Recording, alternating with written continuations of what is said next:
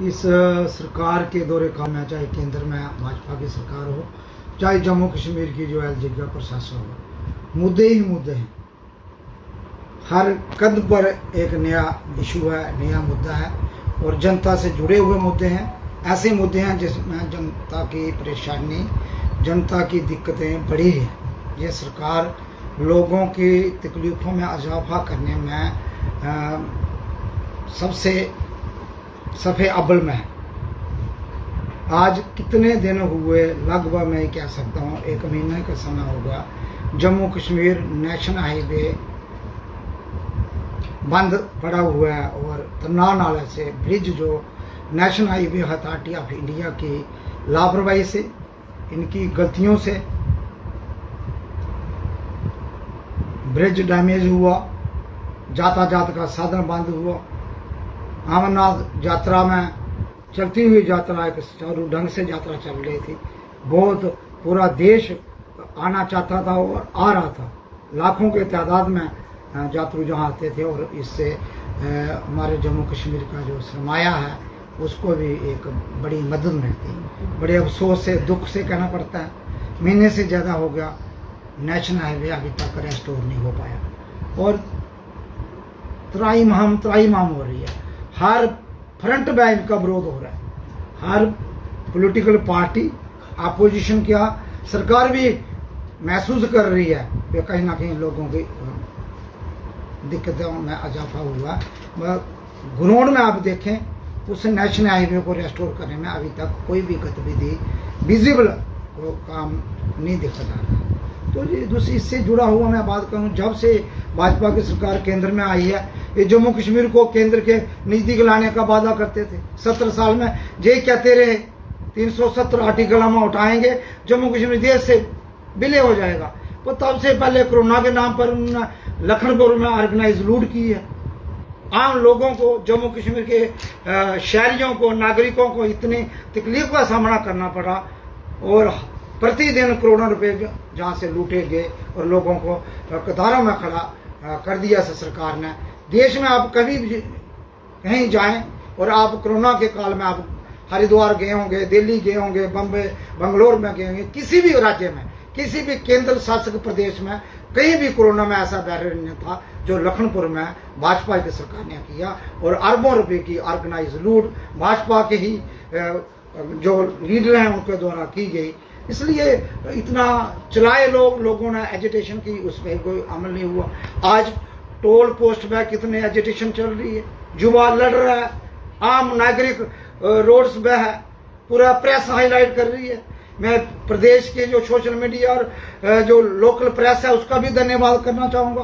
आप लोग आए रोज लोगों की तकलीफों को उठा के और उजागर कर रहे हैं और ये बेशर्म सरकार है जो जम्मू कश्मीर और केंद्र में, उसके कान तक, जून तक में रहेंगे। और इस तरीके से टोल पोस्ट में ऑर्गेनाइज लूट बड़ी देर से हो रही है।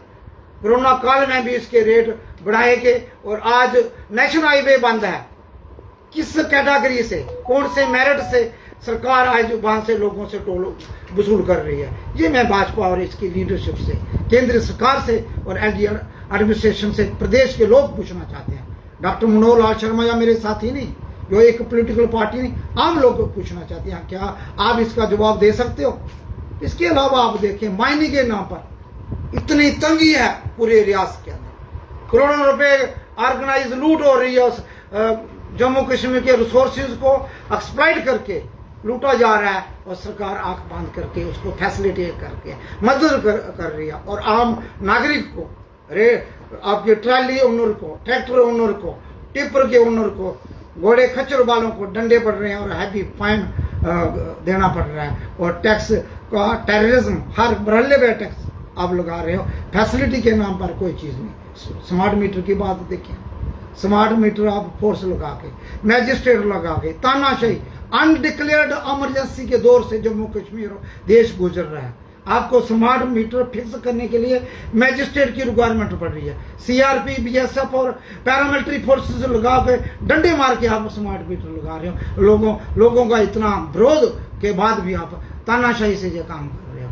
आप एक तरफ से पावर देते नहीं, आपकी पावर का कंटेनमेंट, कोई टाइम नहीं है, कोई स्टूल नहीं है, कोई समय नहीं है, पूजा के समय में लाइट नहीं, पढ़ने के समय में लाइट नहीं, खाने के समय में लाइट नहीं, आपके 12 टू 16 घंटे पर प्रतिदिन आपका पावर कट है। और दूसरी तरफ अपना पावर के चार्जेस 5 टाइम बढ़ाए, 500 टाइम अपना पावर, हर महीने में बिल में 100 रुपये 200 रुपये वृद्धि होती है।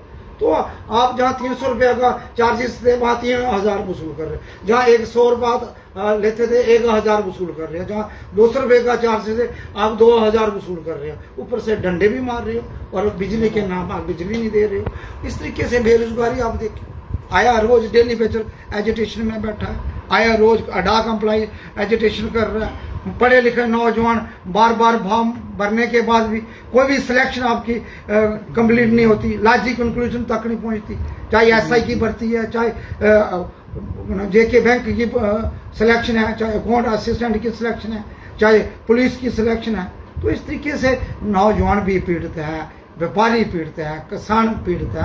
आप हर तरीके से जम्मू कश्मीर को एक प्रयोगशाला बना के जम्मू कश्मीर के लोगों पर डंडा बरसा रहे हैं और टैक्स पे टैक्स लगा रहे हैं, फाइन पे फाइन लगा रहे हैं। ये तानाशाही कभी बर्दाश्त नहीं कर सकते। आज सरकार को चेतावनी देना चाहते हैं, हद होगी। आप सर चुने हुए नुमाइंदे हैं जम्मू से, जुगल किशोर शर्मा, उन्होंने कहा कि नेशनल हाईवे मेरी नहीं सुनता, अथॉरिटीज मेरी नहीं सुनती। तो क्या देखते हैं कि इतने इनकम्पिटेंट नेता जम्मू कश्मीर में हो चुके हैं भाजपा के, उनकी सुनने वाला कोई नहीं है और एक तरफ उनका ही राज है जम्मू कश्मीर में। भाजपा को ऐसे कठपुतली नेताओं की जरूरत है, वैसे लोग रखे हैं जो उनकी हाँ में हाँ मिलाएं, लोगों के मुद्दे पे बात नहीं करें, उन मुद्दों पे बात करें जिससे लोगों का लेना देना नहीं है। धर्म की राजनीति करें, मंदिर मस्जिद की बात करें, हिंदू मुसलमान के बीच नफरत फैलाएं, जम्मू और कश्मीर के बीच जहर उगले, एक महल्ले को दूसरे महल्ले से लड़ाएं, एक जाति को दूसरी जाति से लड़ाएं। इससे उनका काम चल रहा है, उनको वोट मिल रहा है। मैं जनता से भी आग्रह करूंगा, युवाओं से, मातृशक्ति से, बीजेपी के इस डिजाइन को समझिए। इस डिजाइन से आपने 2 बार इनको पावर में भेजा है। मिला क्या? बेरोजगारी मिला क्या? जहाँ माइनिंग माफिया मिला, का आपको सिलेक्शन का भर्ती माफिया, लिक्विड माफिया मिला, आपको टोन प्लाजा का माफिया मिला, आपको ड्रग्स का माफिया, घर घर में ड्रग्स है, युवाओं को नशे में धकेल दिया। चिट्टा जिसका नाम कभी नहीं सुना था, सरकार उसको फैसिलिटेट कर रही है। सरकार आंख बंद करके और अंदर खाते बच्चों को नशे में लगा के और घर के घर परिवार तबाह कर रही है, आने वाली नस्ल को बर्बाद कर रही है। इसलिए उनको ऐसे लोग हैं जिनको कोई सुनता ही नहीं, और नहीं सुनता उनको रिजाइन देना चाहिए, अपने पद, अपनी कुर्सी खाली करनी चाहिए।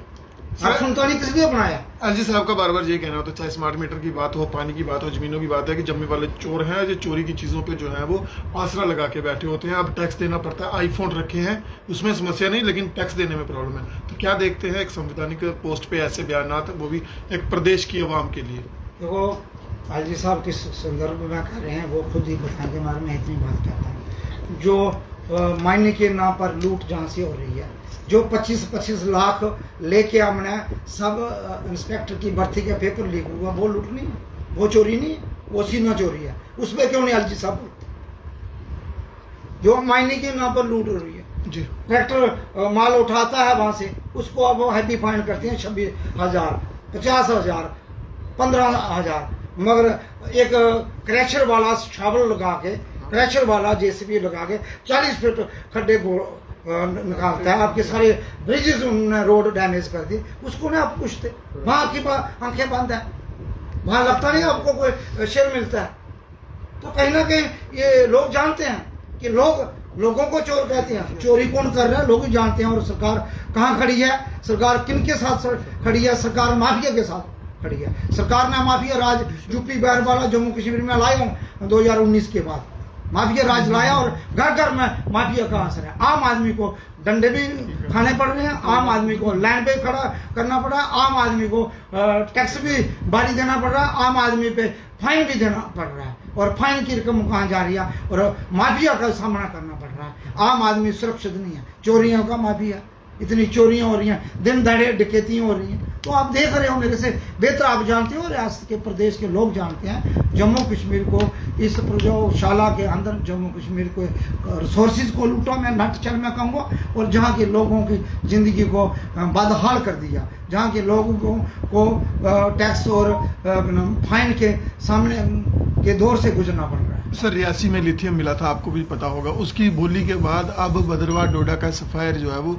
बेचने की कगार पर सरकार प्लान कर रही है कि उसको भी जो है वो ऑक्शन जो है वो कर दी जाएगी। तो क्या देखते हैं, क्यों जम्मू कश्मीर के पदार्थ रिसोर्सेज स्रोतों को जो है वो लगातार बेचा ही जा रहा है? देखो, मैं एक बात कहूँगा, देखो रिसोर्सेज जो हैं जम्मू कश्मीर के, वो जम्मू कश्मीर की जनता के मफाद जी पावर बार दी जा रही है। पावर समझो बिजली जी, लेकिन बिजली पावर नहीं, गवर्नमेंट वाली पावर नहीं, एडमिनिस्ट्रेटिव पावर नहीं, जो बिजली है लोगों को बिजली से वंचित रखा जा रहा है। जहाँ से बिजली दिल्ली जा रही है, बाकी स्टेट्स में जा रही है, ये लोगों को हक को छीनने वाली बात है। ऐसी ही सफायर है, चाहे आपके लिथियम है, ये जम्मू कश्मीर के रिसोर्सेज हैं, नेचर के सोर्स है, कुदरत ने दी है, कुदरत का सरमाया है। जम्मू कश्मीर की जनता की बेहतरी बहबूदी और उन्नति के लिए इस्तेमाल करना चाहिए। इस तरीके से ऑर्गेनाइज लूट करके जहाँ से ले जाएं, कोई भी चुप नहीं बैठेगा। अब जनता का सब्र का इम्तिहान ये सरकार ले रही है, जिसमें जनता खड़ा होगी, इनको दुम दबा के जहाँ से भागना पड़ेगा। और अब जनता अवेयर है, जनता ने देख लिया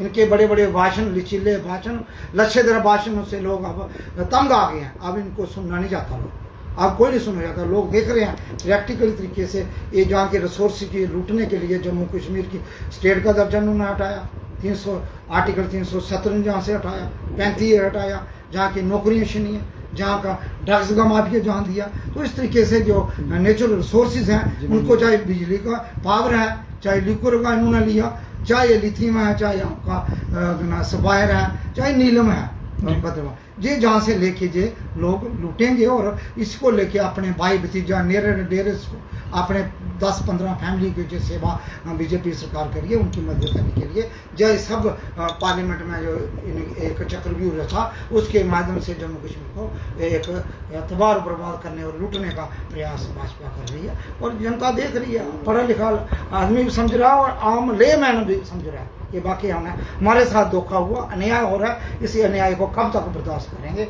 अब चुनाव कराएं असेंबली, इनको पता लगेगा ये कहाँ है और लोग क्या चाहते हैं। असेंबली चुनाव ना होकर निकाय के चुनाव आने वाले हैं, ऐसा दूसरी बारी हो रहे हैं। हाँ, ऐसा पता लगे तो क्या देखते हैं, क्यों 2 बार हो रहे हैं, 2 बार पार्लियामेंट के चुनाव हो गए, क्या देखते हैं क्यों मेजर इलेक्शन नहीं होते हैं? असेंबली क्यों नहीं होते? असेंबली के लिए जम्मू कश्मीर के हालात खराब हो जाते हैं, पंचायत के चुनाव में हालात खराब नहीं होते, दूसरी बार MP के चुनाव में हालात खराब नहीं होते, जो सबसे बड़ा इलेक्शन होता है। ठीक है, वहाँ उसको मोदी जी को MP चाहिए।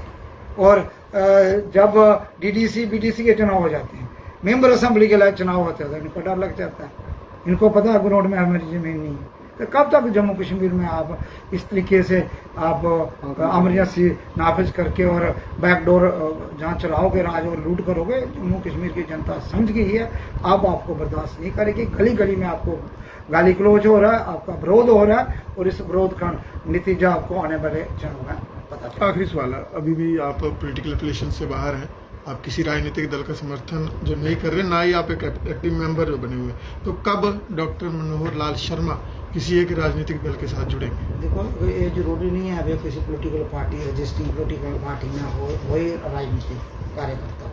मैं पॉलिटिकल वर्कर हूँ। नहीं, आप हिस्सा रहे हैं, मैंने कांग्रेस करे, उसमें गुलाम नबी आजाद के साथ रहे। मैं पॉलिटिकल वर्कर हूँ और मैं सामाजिक कार्यकर्ता हूँ, दोनों चीज़ें। और जो सियासत में कहीं नहीं लिखा है किसी पार्टी में हो तो तभी सियासी कार्यकर्ता, तभी लोगों की आवाज़ उठा सकता है। तो आपको पता, पहला चुनाव मैंने 2002 में इंडिपेंडेंट चुनाव लड़ा है और जीता भी था। और ऐसी बात नहीं है। रही बात आप कहते हो किसी पार्टी, हर आदमी की एक सोच बचाव जी बिल्कुल, उसके हिसाब से वो वक्त में उस पर फैसला करता है। जब मुनासिब समय आएगा तो आपको पता चलेगा, और बैठेंगे आपके साथ भी, आप भी हमारे सारे साथी हो।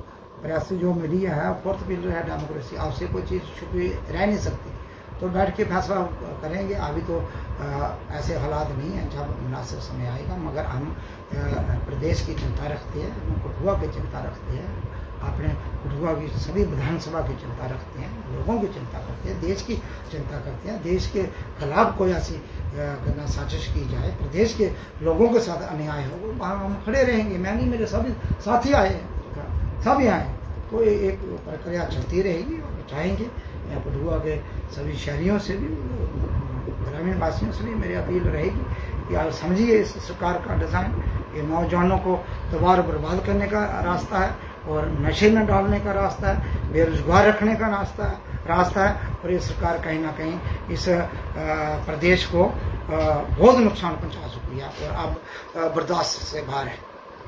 धन्यवाद।